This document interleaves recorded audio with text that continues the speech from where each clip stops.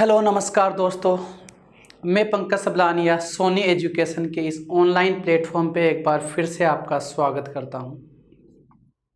पिछली क्लास में अपन बात कर रहे थे कुछ ऐसे चालक पदार्थों की जिनका उपयोग विभिन्न धातुओं के रूप में किया जाता है। अपना टॉपिक चल रहा था कुछ चालक धातुओं के उपयोग। कुछ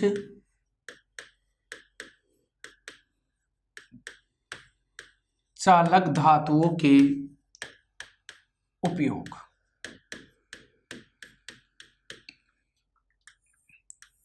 देखिए दोस्तों, सबसे पहले मैं बात करूं जिंक की।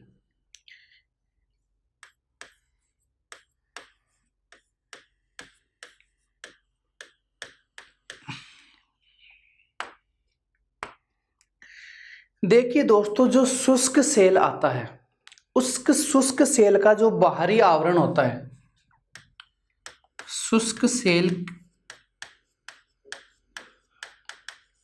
का बाहरी आवरण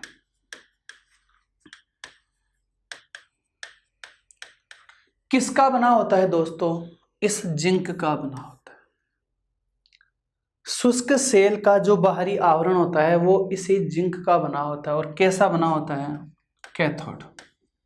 किसकी भांति कार्य करता है? कैथोड, अर्थात अपन कह सकते हैं माइनस, ऋणात्मक का कार्य यह करता है। इसी प्रकार से दूसरे यदि मैं बात करूं गैल्वेनीकरण।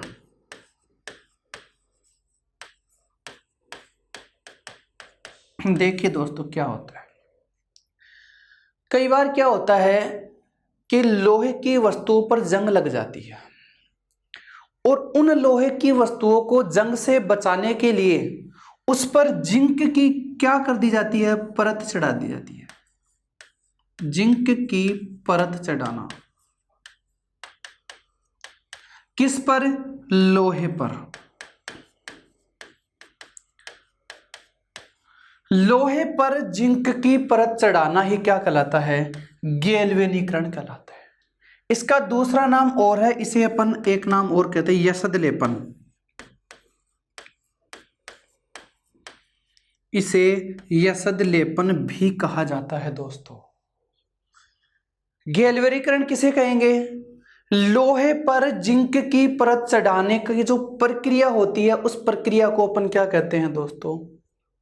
गैल्वेनीकरण कहते हैं। कंफ्यूज बिल्कुल नहीं होना है। एक शब्द इसी में आता है आपके पास, सल्फेनीकरण। तो देखिए दोस्तों, वल्कनीकरण सल्फेनीकरण जो होता है वो अलग चीज होता है। अपन बात किसकी कर रहे हैं? अपन बात कर रहे हैं केवल गैल्वेनीकरण की। तो गैल्वेनीकरण अपन किसे कहेंगे? लोहे पर जिंक की परत चढ़ाना ही क्या कहलाता है? गैल्वेनीकरण कहलाता है दोस्तों। इसे यसद लेपन भी कहा जाता है। दूसरी में बात करूं पीतल की।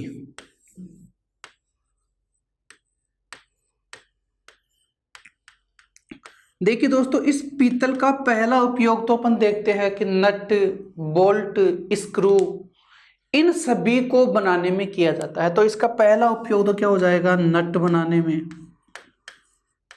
बोल्ट, स्क्रू इन सब को बनाने में किया जाता है। नट, बोल्ट, स्क्रू इन सब को बनाने में इसी पीतल धातु का उपयोग किया जाता है। दूसरी में बात करूं तो देखिए दोस्तों, पहला तो अपन कह सकते हैं कि किसी भी प्रकार की कोई धातु होती है, उन धातुओं में नट का, बोल्ट, स्क्रू इन सब को बनाने में धातुओं का उपयोग किया था, जिसमें पीतल भी एक प्रकार की धातु आती है। इसका उपयोग भी अपन कर सकते हैं। और एक आ जाती है विभिन्न धातुओं के मिश्र धातु बनाने में। मिश्र धातु बनाने में तो पीतल का उपयोग किसमें हो गया? एक मिश्र धातु के रूप में हो गया, और एक नट, बोल्ट, स्क्रू इनमें हो जाता है दोस्तों। आगे अपन बात करें कि इसी का उपयोग किसमें किया जाता है, तो इसका एक उपयोग तीसरा आ जाता है सीसा।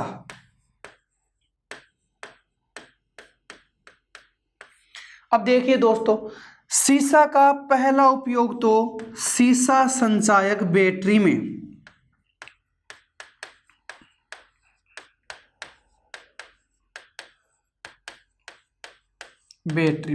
सीसा संचायक सेल जो है वो इसी नाम के आधार पर पड़ी है, सीसा संचायक सेल या द्वितीयक सेल। इसमें किस धातु का उपयोग किया जाता है? शीशे का उपयोग किया जाता है। जो इसमें प्लेटें रखी जाती है वो सारी प्लेटें किसकी होती है दोस्तों? शीशे की होती है। और दूसरा आता है फ्यूज तार बनाने में,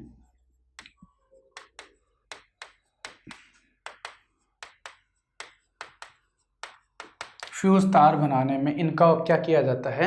उपयोग किया जाता है। अब देखो आगे दोस्तों, इसके आगे जैसे मैंने आपसे कहा कि विद्युत से संबंधित अपन जितने भी पार्ट पढ़ेंगे वो सारी की सारी किस में आ जाएगी? इसमें आ जाएगी। इसके आगे यदि अपन चले तो इसमें आगे का आता है विद्युत चुंबकीय प्रेरण। यहां पे दोस्तों आपको एक शब्द अलग से और आ गया, चुंबक। क्या आ गया शब्द? चुंबक आ गया।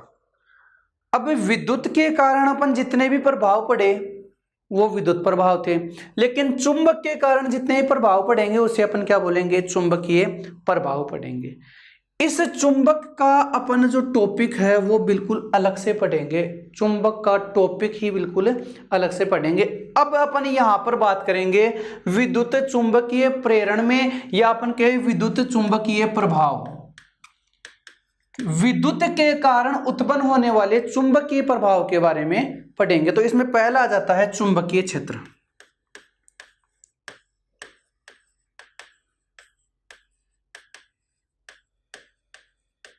देखिए दोस्तों क्या होता है चुंबकीय क्षेत्र। यदि किसी विद्युत परिपथ में विद्युत धारा प्रवाहित कर दी जाती है, अपन क्या कर रहे हैं? देखो कोई विद्युत परिपथ है और इस विद्युत परिपथ में अपन प्रवाह क्या कर रहे हैं? विद्युत धारा।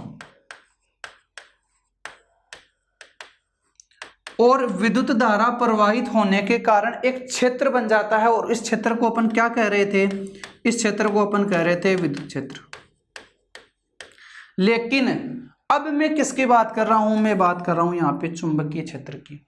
तो ध्यान रखना दोस्तों, इस विद्युत क्षेत्र के उत्पन्न होने के साथ ही यहां पर एक क्षेत्र और उत्पन्न हो जाता है, और वह क्षेत्र क्या कहलाता है? चुंबकीय क्षेत्र कहलाता है। परिभाषा क्या हो जाएगी?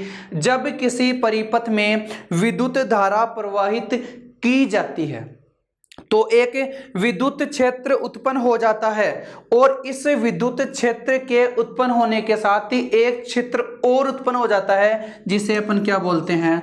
चुंबकीय क्षेत्र बोलते हैं। क्या बोलते हैं दोस्तों? चुंबकीय क्षेत्र बोलते हैं। दूसरी परिभाषा आ जाती है यहां पर चुंबकीय क्षेत्र रेखाएं।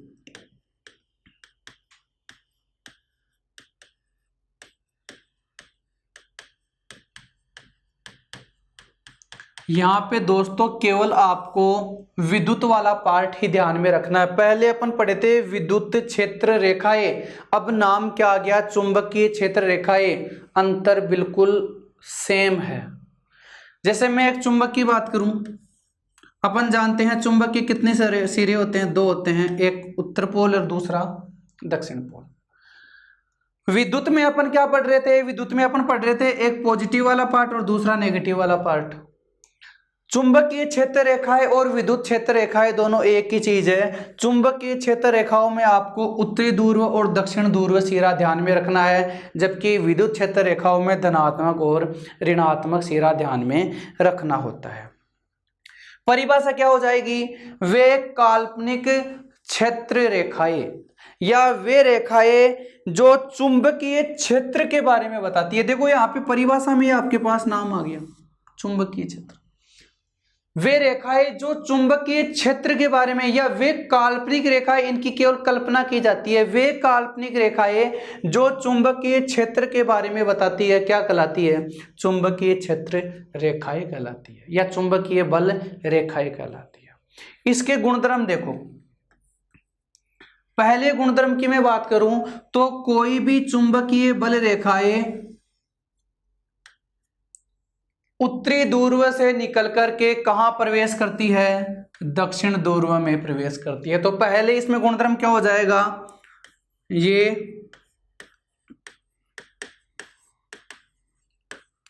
उत्तरी ध्रुवीय सिरे से निकलकर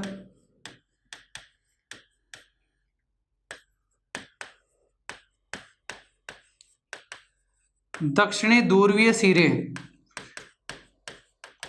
में प्रवेश करती है।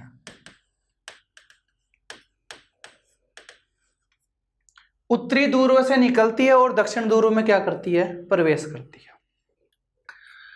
दूसरा गुणधर्म हो जाएगा, वो ही गुणधर्म है जो पहले अपन विद्युत क्षेत्र रेखाएं में पढ़े थे। दूसरा गुणधर्म, ये रेखाएं कभी भी एक दूसरे को काटती नहीं है। ये रेखाएं कभी भी एक दूसरे को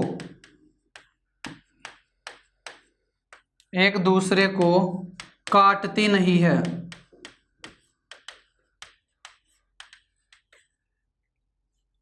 तीसरा गुणधर्म इसका ये हो जाएगा, ये कभी भी बंद लूप नहीं बनाती है, बंद आकृति नहीं बनाती है। ये रेखाएं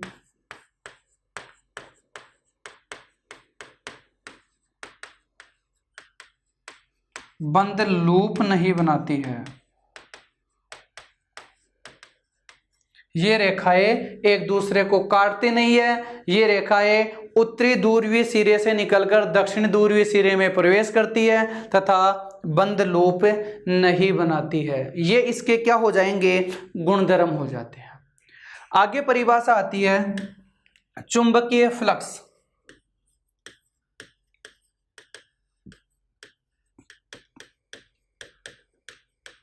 ये छोटी छोटी परिभाषाएं हैं दोस्तों, जो एग्जाम में कई बार कथन के रूप में, कई बार असत्य के रूप में पूछ लिया जाता है। देखो दोस्तों, चुंबकीय फ्लक्स की मैं बात करूं तो चुंबकीय फ्लक्स देखो क्या होता है। चुंबकीय क्षेत्र में कोई भी यदि अपन कोई पृष्ठ रख दे, जैसे मैं आपसे कहूं कि यहां पर एक चुंबकीय क्षेत्र है और मैंने यहां पर एक पृष्ठ रख दिया और इस पृष्ठ को लंबवत भेदने वाली, लंबवत का मतलब है कि इन दोनों के मध्य 90 डिग्री का कोण बनना चाहिए। ये आपके पास पृष्ठ है और ये काल्पनिक चुंबकीय बल रेखाएं हैं। यदि इन दोनों के मध्य 90 डिग्री का कोण बनता है तो इसे अपन क्या बोल देते हैं? लंबवत बोल देते हैं। परिभाषा से ध्यान से सुनना दोस्तों। चुंबकीय क्षेत्र में स्थित किसी पृष्ठ को लंबवत भेदने वाली चुंबकीय बल रेखाओं की संख्या ही क्या कहलाती है? चुंबकीय फ्लक्स कहलाती है। एक बार मैं बोर्ड पे लिख रहा हूं, चुंबकीय क्षेत्र में स्थित चुंबकीय क्षेत्र में स्थित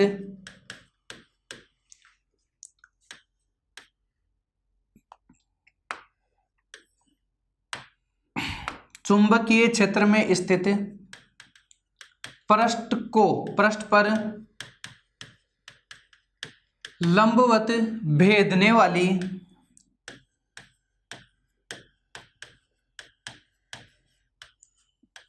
चुंबकीय बल रेखाओं की संख्या, चुंबकीय बल रेखाओं की संख्या क्या कहलाती है दोस्तों? चुंबकीय फ्लक्स कहलाती है। चुंबकीय क्षेत्र में स्थित किसी पृष्ठ को लंबवत भेदने वाली चुंबकीय बल रेखाओं की संख्या ही क्या कहलाती है? चुंबकीय फ्लक्स कहलाती है। इसके मात्रक की मैं बात करूं तो ध्यान रखना दोस्तों, इसके बारे में बताने वाले वैज्ञानिक कौन थे? वेबर।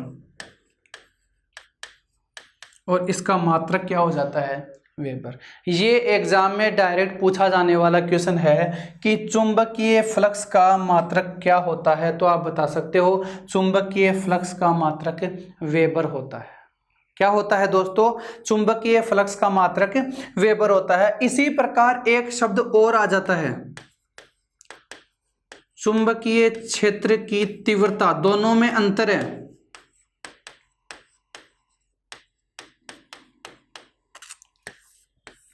देखो दोस्तों, यहां मैं लिख रहा हूं चुंबकीय फ्लक्स, जबकि यहां पे लिख रहा हूं चुंबकीय क्षेत्र की तीव्रता। इसके मात्रक की मैं बात करूं तो इसका मात्रक हो जाएगा टेस्ला। ये ध्यान में रखना है दोस्तों। इसका मात्रक तो क्या होता है? टेस्ला। और इसका मात्रक क्या होता है? वेबर। और इसका एक मात्रक और मैं कहूं तो ये मात्रक हो जाएगा वेबर बटे मीटर स्क्वायर। और इस वेबर बटे मीटर स्क्वायर के मान को ही अपन क्या बोल देते हैं? टेस्ला बोल देते हैं। परिभाषा देखो यहीं से निकल करके आ जाएगी। परिभाषा क्या हो जाएगी?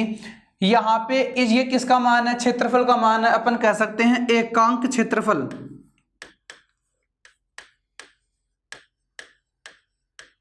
एकांक क्षेत्रफल से मतलब हो गया कि मीटर स्क्वायर का मान मैंने कितना मान लिया? 1 मान लिया। एकांक क्षेत्रफल में स्थित, अब एकांक क्षेत्रफल में क्या? वेबर। वेबर क्या होता है? वेबर होता है चुंबकीय फ्लक्स। एकांक क्षेत्रफल में स्थित चुंबकीय फ्लक्स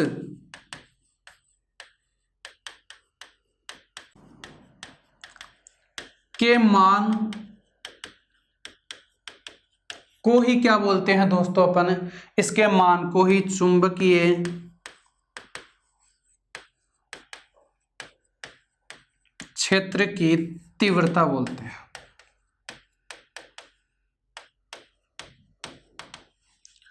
तो परिभाषा यहीं से निकल के आ गई। एकांक क्षेत्रफल में स्थित चुंबकीय फ्लक्स के मान को ही अपन क्या बोल देते हैं? चुंबकीय क्षेत्र की तीव्रता। आपको क्या ध्यान में रखना है कि यदि चुंबकीय फ्लक्स की मैं बात करूं तो इसका मात्रक होता है वेबर, जबकि चुंबकीय क्षेत्र की तीव्रता का मान आ जाता है तो या तो आप याद रखो इसके लिए टेस्ला, या फिर आपके पास ऑप्शन में मिल जाएगा वेबर बटे मीटर स्क्वायर। ये आपको ध्यान रखना है दोस्तों। अब देखो, इस चुंबकीय प्रभाव के आधार पर 3 उपकरण में आपको बता रहा हूं। पहले उपकरण की बात करूं, एमीटर। पहले इसके बारे में अपन जिक्र कर चुके हैं, लेकिन एक बार चुंबकीय प्रभाव होने के कारण एक बार मैं आपको फिर से बता रहा हूं। पहला बिंदु इसका होता है कि जो एमीटर होता है इससे धारा के मापन को मापा जाता है, अर्थात यह क्या काम आता है? धारा को मापने के लिए।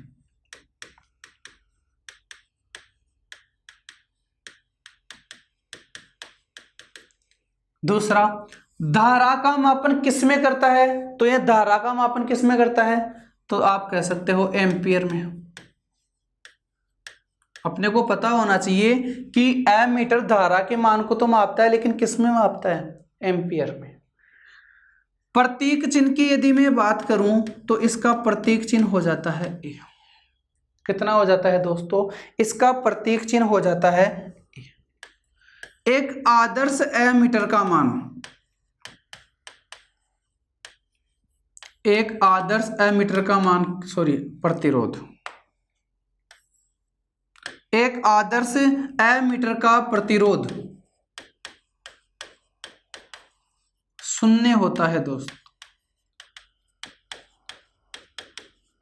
ये बातें आपको ध्यान में रखनी है। एमीटर का उपयोग धारा को मापने के लिए किया जाता है। इसे धारा जो मापी जाती है वो एम्पियर में होती है। इसका प्रतीक चिन्ह ए होता है, जबकि आदर्श एमीटर का प्रतिरोध 0 होता है। और यह विद्युत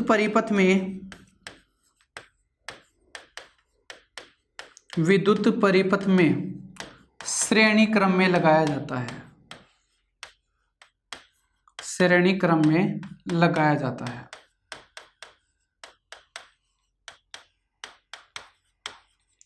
इसका उपयोग अपन किस में करेंगे दोस्तों? इसका उपयोग अपन करेंगे श्रेणी क्रम में। इसी प्रकार दूसरा आपके पास आता है वोल्ट मीटर। दूसरा कौन सा आ जाता है? Volt meter. तो इसके लिए भी कुछ इंपॉर्टेंट बातें होगी, जैसे अपन एमीटर में पढ़े हैं वैसे ही अपन वोल्ट मीटर के लिए पढ़ेंगे। पहला बिंदु इसका आ जाता है कि वोल्ट मीटर होता है वो किसके मापन के लिए किया जाता है? तो अपन कह सकते हैं वोल्ट मीटर विभव के मान को मापने में काम में लिया जाता है।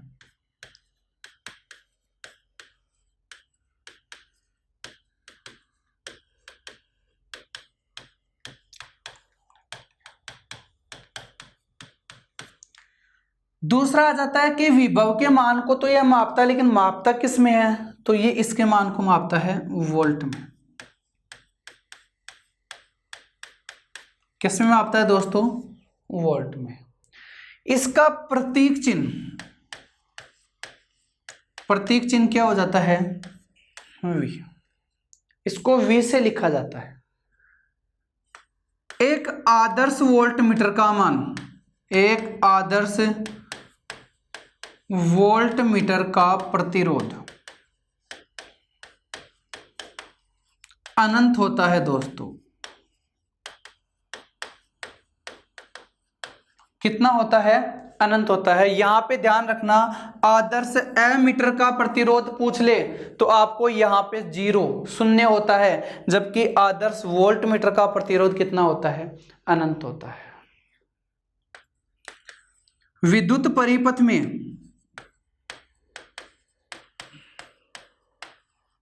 विद्युत परिपथ में इसे समांतर क्रम संयोजन में लगाया जाता है दोस्तों। समांतर क्रम संयोजन में लगाया जाता है। विद्युत परिपथ में इसे कौन से संयोजन में लगाते हैं? समांतर क्रम संयोजन में लगाते हैं। और इसी प्रकार तीसरा आ जाता है जिसके बारे में आपने अभी तक नहीं पढ़ा है, और वो है गैल्वेनोमीटर।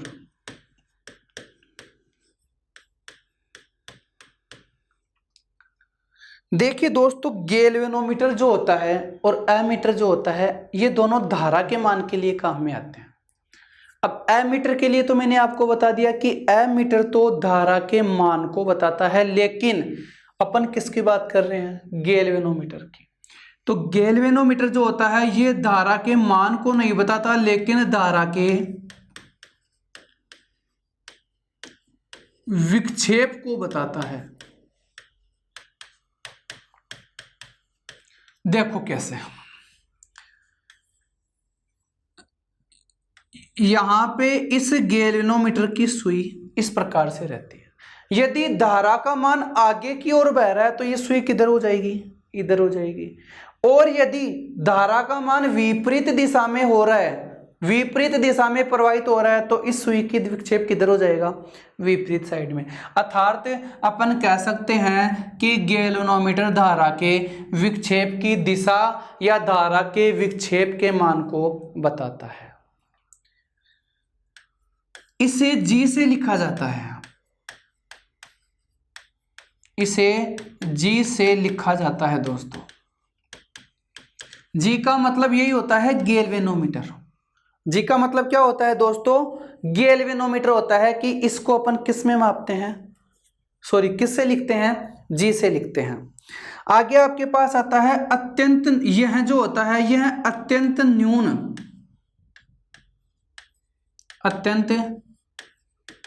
न्यून धारा। और अत्यंत न्यून कितनी? तो ये होती है 10⁻⁻⁶ मिली एम्पियर। यह है अत्यंत न्यून धारा, कितनी? 10⁻⁻⁶ मिली एम्पियर के विक्षेप को बताता है।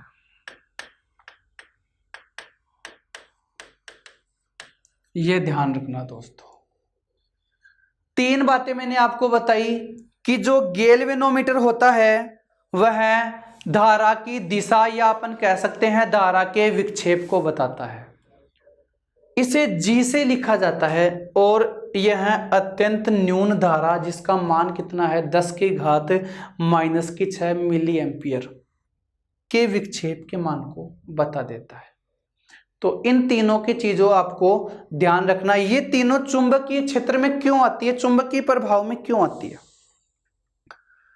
तो देखो दोस्तों, ये चुंबकीय क्योंकि इनकी जो ये सुई बनी होती है, ये सुई, ये कुछ हद तक चुंबक की भांति क्या करती है, कार्य करती है, और इसी कारण इसे अपन चुंबकीय प्रभाव में पढ़ते हैं।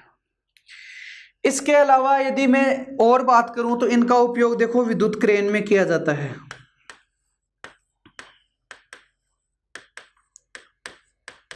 विद्युत क्रेनों में कैसे, बड़े बड़े जो सामान होते हैं उसमें क्या होता है कि ये क्रेन उनको उठा करके एक स्थान से दूसरे स्थान पर रखने के काम आता है। तो उसमें कार्य कौन करता है, उसमें कार्य ये चुंबकीय करती है।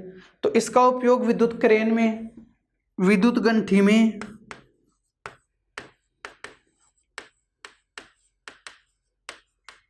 इस प्रकार से इनका उपयोग किया जाता है। विद्युत जनित्र में,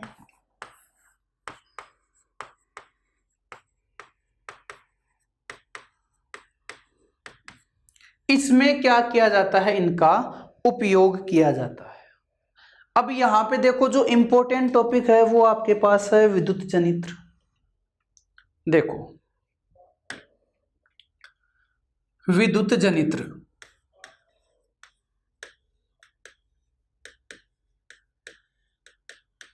सबसे पहले तो बात करें, कई बार इसका नाम विद्युत जनरेटर भी आ जाता है। जनरेटर क्या करता है, ये एक प्रकार का यंत्र है। इसका मतलब है, इसका कार्य है कि यह यांत्रिक ऊर्जा को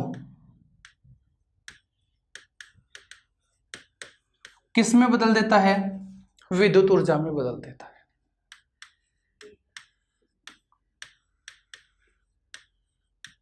यह यांत्रिक ऊर्जा को विद्युत ऊर्जा में बदलने का कार्य करता है। विद्युत जनित्र का मतलब है कि ये एक प्रकार का यंत्र है। जैसे ही अपन यंत्र को चलाना स्टार्ट करेंगे तो यंत्र को चलाएंगे, इसका मतलब यंत्र में स्थित ऊर्जा कौन सी हो गई, यांत्रिक ऊर्जा।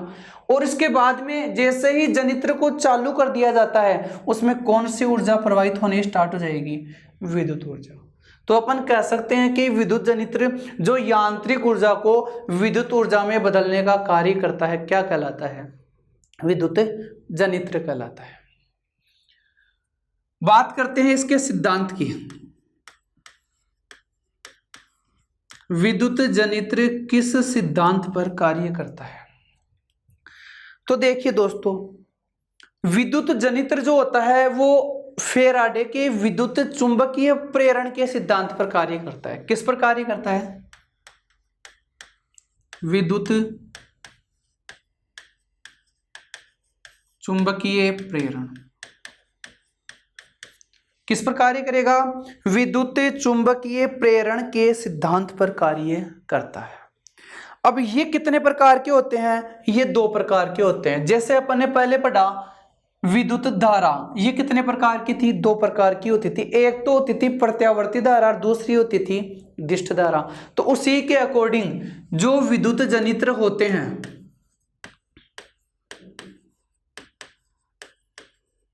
वो भी कितने प्रकार के होते हैं, दो प्रकार के होते हैं।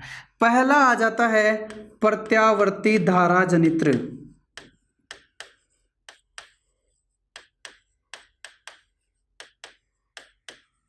और दूसरा आ जाता है दिष्ट धारा जनित्र।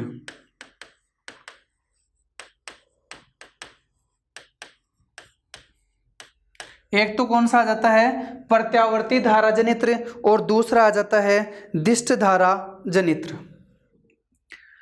अब अपन बात करते हैं पहले प्रत्यावर्ती धारा जनित्र के बारे में। पहले अपन किसकी बात करेंगे, प्रत्यावर्ती धारा जनित्र के बारे में। दोनों एक ही है, केवल इनके एक अवयव का मान क्या हो जाता है, अलग हो जाता है। प्रत्यावर्ती जनित्र, प्रत्यावर्ती धारा जनित्र, इसमें चार अवयव पाए जाते हैं। कई बार तो इतना ही प्रश्न दे कि निम्न में से प्रत्यावर्ती धारा जनित्र के अवयव कौन कौन से हैं। तो इसमें चार अवयव पाए जाते हैं दोस्तों, चार अवयव पाए जाते हैं। अब वो कौन कौन से होते हैं, पहला इसमें आ जाता है क्या, चुंबक। दूसरा आ जाता है आर्मेचर, तीसरा आ जाता है इसमें सर्पी वल्ले,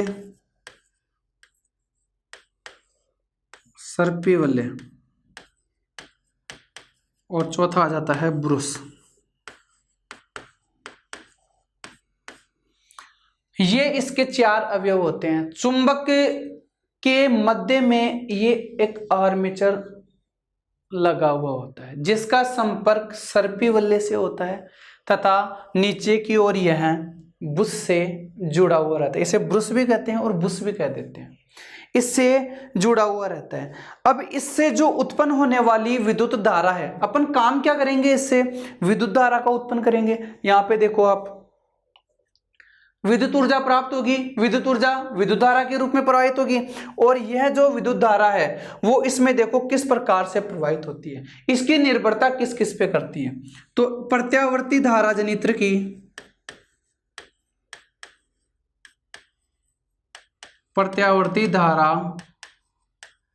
जनित्र की निर्भरता,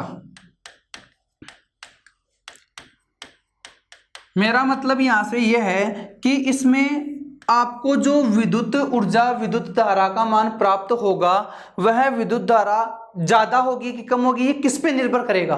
तो देखिए दोस्तों, यहाँ पे ये 4 चीजें बताई है मैंने। एक तो आपको बताइए चुंबक, तो एक तो ये किस पे निर्भर करेगी, चुंबक पे, कि अपन जो चुंबक काम में ले रहे हैं वो कितने शक्तिशाली है। एक छोटी चुंबक होती है, एक बड़ी चुंबक होती है। यदि अपन एक बड़ी चुंबक काम में लेंगे तो बड़ी चुंबक के लिए ज्यादा धारा का मान प्राप्त होगा, और छोटी चुंबक काम में लेंगे तो छोटी धारा का मान काम में कम धारा प्राप्त होगी आपको।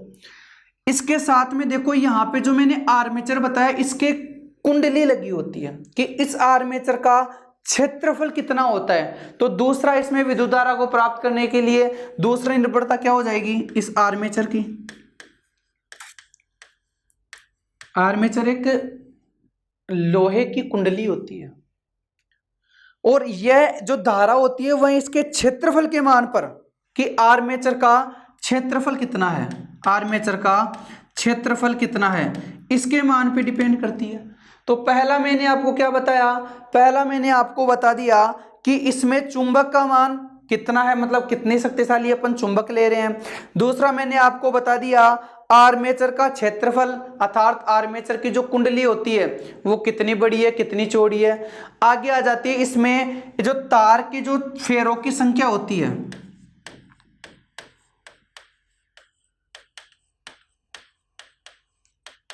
इस आर्मेचर कुंडली के तार लपेटे जाते हैं और उनकी संख्या कितनी है, उन फेरों की संख्या कितनी है, इसके मान पर भी क्या डिपेंड करता है, इसके मान पर भी डिपेंड करता है कि आपको कितनी विद्युत धारा का मान प्राप्त होता है।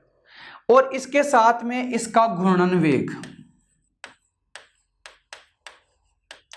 इस घूर्णन वेग से मतलब है कि यह कितनी तेजी से घूम रहा है। तो इन चारों की निर्भरता आपको यह बताती है कि कितनी प्रत्यावर्ती धारा आपको प्राप्त होने वाली है।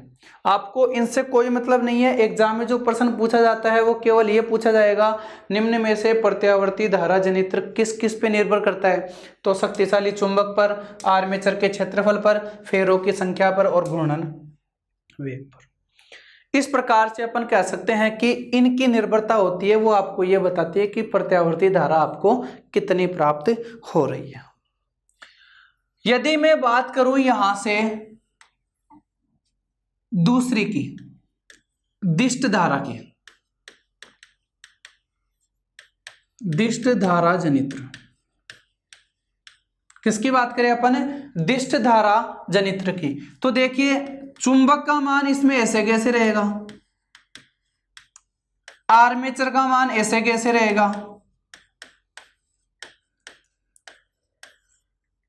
यहां पर जो सर्पी वलय का मान है वो भी ऐसे कैसे रहता है। सॉरी, सर्पी वलय के स्थान पर क्या आ जाता है, कम्यूटेटर, क्या आ जाता है, कम्यूटेटर। और चौथा इसमें क्या आ जाएगा, बुश। ये ऐसे कैसे रह जाएगा। तो अपन कह सकते हैं कि दिष्ट धारा और प्रत्यावर्ती धारा में केवल सर्पी वलय के स्थान पर कौन आ जाता है, कम्यूटेटर आ जाता है, और दोनों की कार्य प्रणाली भी एक समान होती है।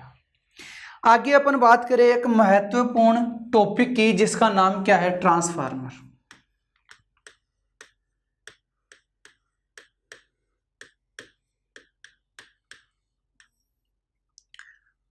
क्या कार्य करता है ट्रांसफार्मर?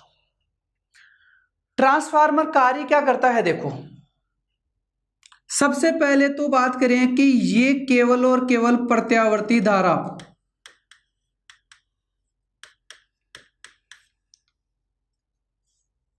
ट्रांसफार्मर है वो केवल प्रत्यावर्ती धारा के मान पर कार्य करता है।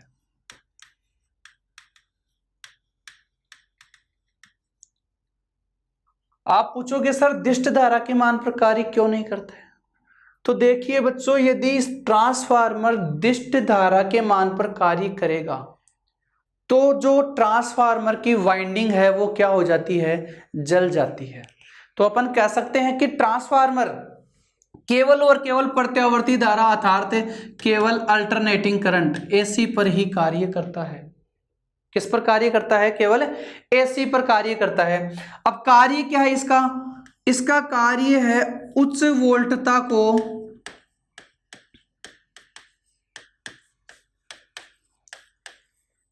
निम्न वोल्टता में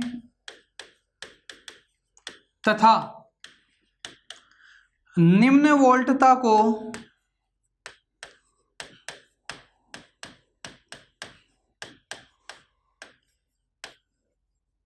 उच्च वोल्टता में बदलने का कार्य करता है।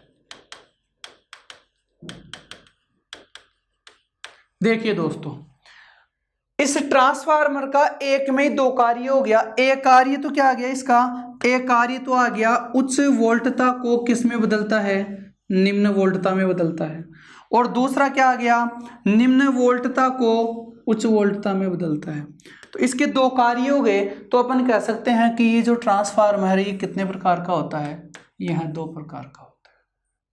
कितने प्रकार का होता है? दो प्रकार का होता है।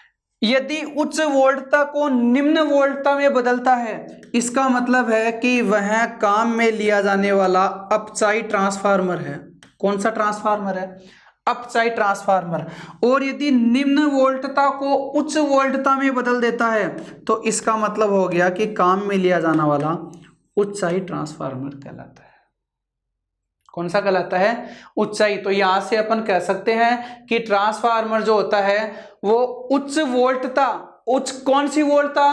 केवल प्रत्यावर्ती धारा वोल्टता। परिभाषा हो जाएगी उच्च एसी वोल्टता को निम्न एसी वोल्टता में तथा निम्न एसी वोल्टता को उच्च एसी वोल्टता में जो बदलने का कार्य करता है वो ही क्या कहलाता है? ट्रांसफार्मर कहलाता है। ट्रांसफार्मर कितने प्रकार के हो गए? ट्रांसफार्मर दो प्रकार के हो गए। पहला हो जाता है अपचाई। अपचाई की परिभाषा यहीं से आ जाएगी, जो उच्च वोल्टता को निम्न वोल्टता में बदलने का कार्य करता है। दूसरा आ जाता है उच्चाई ट्रांसफार्मर, जो निम्न वोल्टता को उच्च वोल्टता में बदलने का कार्य करता है। क्या कहलाता है? उच्चाई ट्रांसफार्मर कहलाता है। सिद्धांत की मैं बात करूं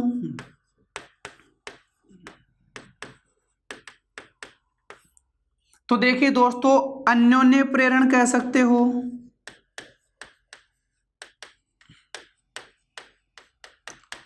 स्वप्रेरण कह सकते हो। इस सिद्धांत पर ये क्या करता है? कार्य करता है। प्रश्न इतना ही आएगा कि ट्रांसफार्मर किस सिद्धांत पर कार्य करता है, तो आप कह सकते हो इसे अन्योन्य प्रेरण और स्वप्रेरण दोनों पर कार्य करता है। कौन करता है? ट्रांसफार्मर। तो अपन कह सकते हैं कि ट्रांसफार्मर जो है वह अन्योन्य प्रेरण, स्वप्रेरण और या फिर आप एक नाम और कहो तो चुंबकीय प्रेरण,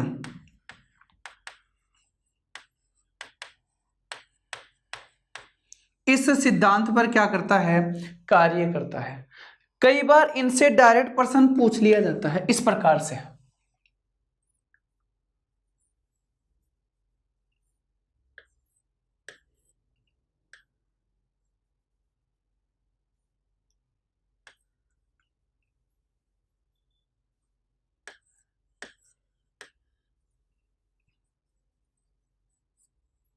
कई बार केवल इतना सा ही प्रश्न देख के आपको पूछ लिया जाता है कि ये क्या है और ये क्या है।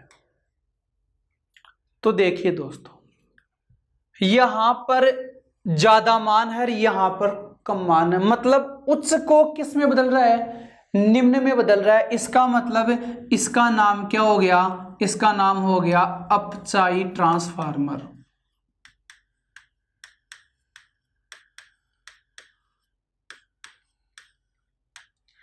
यहां पे कम है, यहां पे क्या हो गया, ज्यादा। इसका मतलब है निम्न से उच्च में हो रहा है, इसका मान क्या हो जाएगा,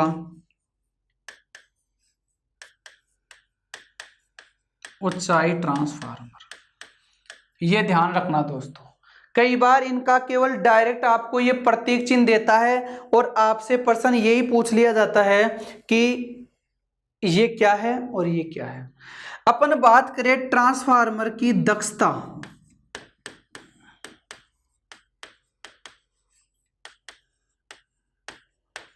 तो इतना ही ध्यान रखना आपको, केवीए।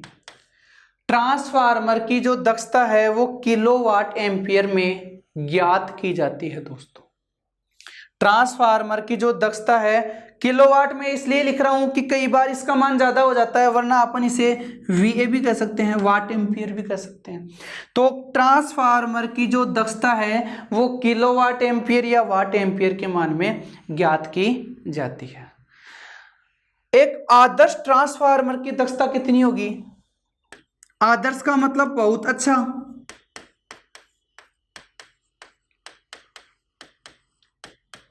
आदर्श का मतलब बहुत अच्छा। एक आदर्श ट्रांसफार्मर की दक्षता होती है वो 95 से लेकर के 98% तक होती है दोस्तों। कितनी होगी, कम से कम यदि मैं बात करूं तो कम से कम तो इसकी हो जाएगी 95%, और ज्यादा से ज्यादा कितनी हो जाएगी, 98% हो जाती है। इसमें देखो दोस्तों, कुछ कई बार इसमें न्यूमेरिकल आ जाता है, तो न्यूमेरिकल के लिए इसका एक सूत्र है वो आपको ध्यान में रखना है। वो सूत्र देखो क्या है, एन एस बटे एन पी बराबर आई पी बटे आई एस बराबर, ये तो आती है फेरों की संख्या। एस का मतलब है द्वितीय कुंडली में, पी का मतलब है प्राथमिक कुंडली में। यहां पर है धारा का मान प्राथमिक कुंडली में, और एस का मतलब है द्वितीय कुंडली में, और बराबर V S upon V I, VP, ये इसका मान होता है। मैं यहां पे लिख देता हूं, एन एस है वो क्या है, द्वितीयक कुंडली में, द्वितीय कुंडली में फेरों की संख्या, फेरों की संख्या। एनपी का मतलब प्राथमिक कुंडली में,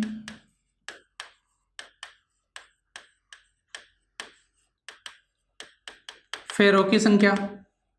इसी प्रकार आईपी की मैं बात करूं तो हो जाएगा प्राथमिक कुंडली में धारा का मान। यदि मैं आई एस कहूं तो द्वितीय कुंडली में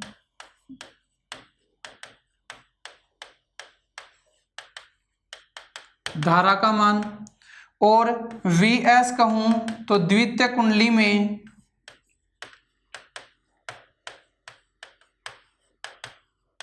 विभव का मान।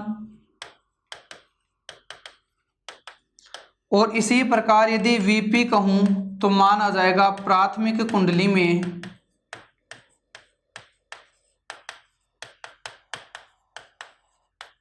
विभव का मान। तो देखिए दोस्तों, एन एस का मतलब द्वितीय कुंडली में फेरों की संख्या, एन पी का मतलब प्राथमिक, यहां एस का मतलब सेकेंडरी और पी का मतलब प्राइमरी से बात बता रहा हूं मैं। अब देखो इस पर कई बार न्यूमेरिकल इस प्रकार से आ जाता है। न्यूमेरिकल इस प्रकार से है, एक ट्रांसफार्मर के लिए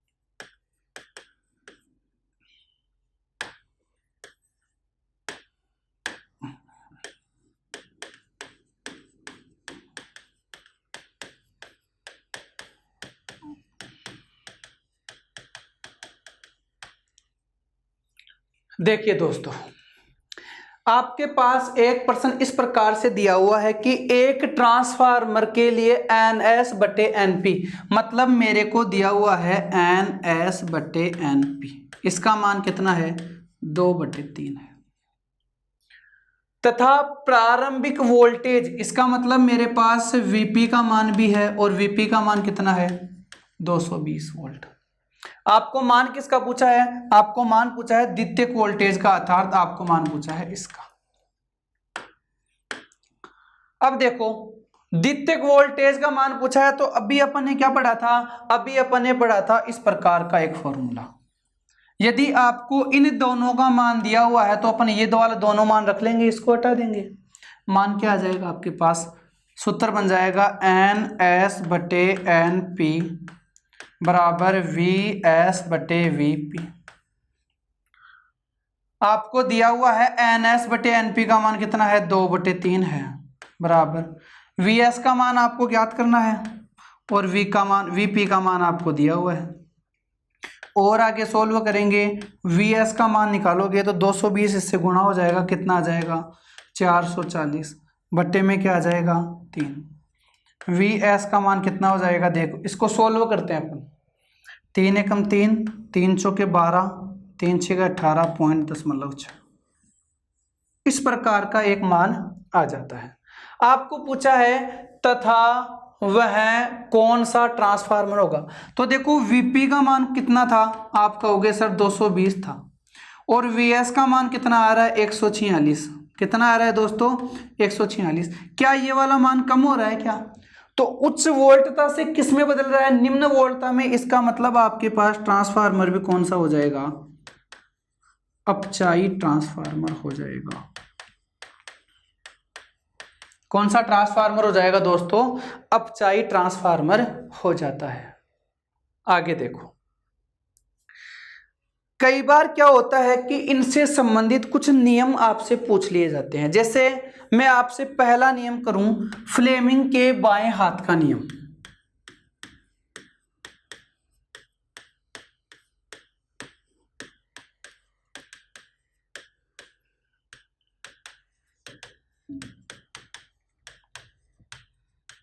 देखिए दोस्तों, फ्लेमिंग ने एक नियम दिया बाएं हाथ पर इस प्रकार से, अंगूठा, तर्जनी और मध्यमा, इन तीनों को इस प्रकार से एक दूसरे के लंबवत रखा जाता है, जिसमें अंगूठा है वो बल की दिशा के मान को, अंगूठा है वो बल की दिशा के मान को, तथा तर्जनी अंगूठी है, तर्जनी अंगुली है वो चुंबकीय दिशा के मान को, तथा जो मध्यमा होती है वह विद्युत धारा के मान को निर्भर करता है। तो इसमें देखो 3 है, एक तो आपके पास आ गया अंगूठा, एक आ गई आपके पास मध्यमा अंगुली और एक आ जाती है तर्जनी। तो फ्लेमिंग ने क्या बताया कि जब इन तीनों को एक दूसरे के लंबवत रख दिया जाता है तो जो अंगूठा है वो बल की दिशा के मान को बताता है। एग्जाम में भी यही पूछा जाएगा, फ्लेमिंग के बाएं हाथ के नियम में अंगूठा किसकी ओर इंगित करता है, तो आपको पता होना चाहिए अंगूठा किसकी ओर इंगित करता है, बल की दिशा के मान को। मध्यमा की मैं बात करूं, मध्यमा विद्युत धारा के मान को, और तर्जनी की मैं बात करूं, तर्जनी आ जाती है चुंबकीय क्षेत्र के मान को, और इसे अपन कौन सा नियम कहते हैं, फ्लेमिंग का बाएं हाथ का नियम। इसी के साथ एक वैज्ञानिक और होते हैं जिसका नाम है फेराडे। फेराडे ने भी कुछ नियम दिया, तो इसके नियम देखो,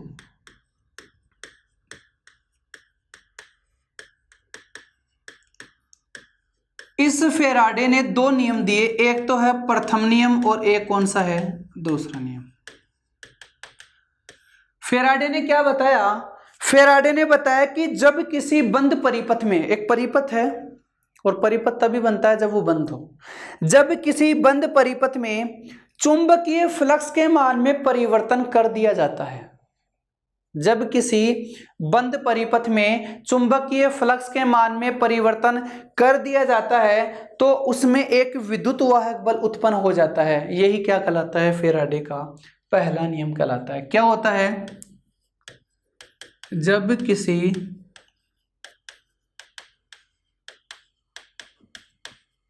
बंद परिपथ में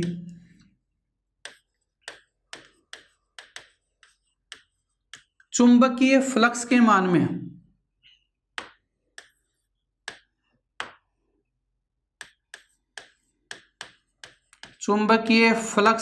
में परिवर्तन किया जाता है,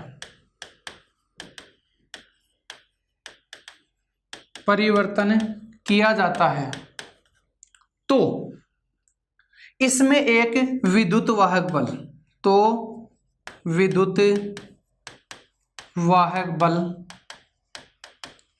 उत्पन्न हो जाता है और इसे ही आप क्या कहोगे? फैराडे का प्रथम नियम कहते हैं दोस्तों। क्या कहते हैं? फैराडे का प्रथम नियम कहते हैं। और इसी का दूसरा नियम क्या आ जाता है फिर? इसका दूसरा नियम यह आ जाता है कि चुंबकीय फ्लक्स के मान में परिवर्तन क्या हो जाएगा? D phi by D T.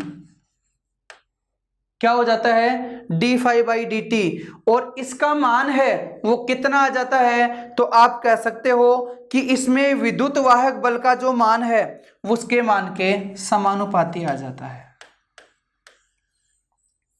अर्थात दूसरा नियम इसका क्या हो जाएगा कि इस नियम के अनुसार किसी बंद परिपथ में उत्पन्न विद्युत वाहक बल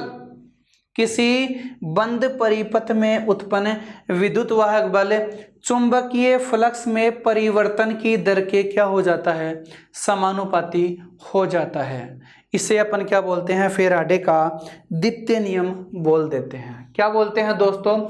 फैराडे का द्वितीय नियम बोल देते हैं। और यहाँ पर जैसे ही इसको अपन हटाएंगे तो मान आ जाएगा D phi by D T बराबर EMF और चिन्ह यहाँ पे आ जाता है माइनस का।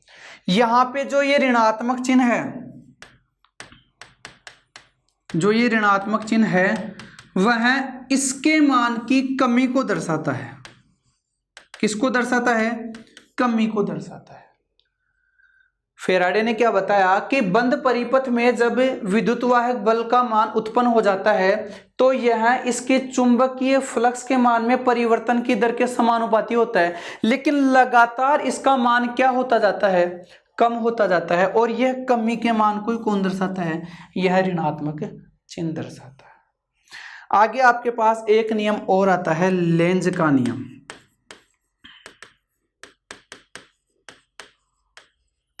और लेंज का नियम ये दूसरा नियम ही होता है।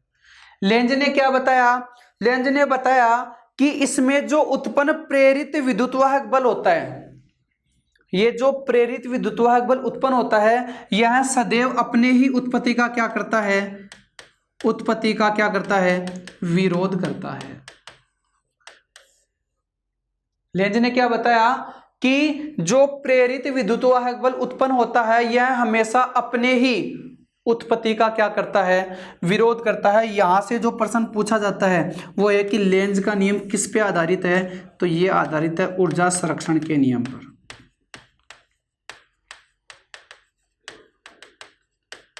ये ध्यान रखना दोस्तों, लेंज का नियम किस पे आधारित है? ऊर्जा संरक्षण के नियम पर आधारित होता है। बाकी अपन बात करेंगे नेक्स्ट क्लास में। तब तक के लिए धन्यवाद दोस्तों।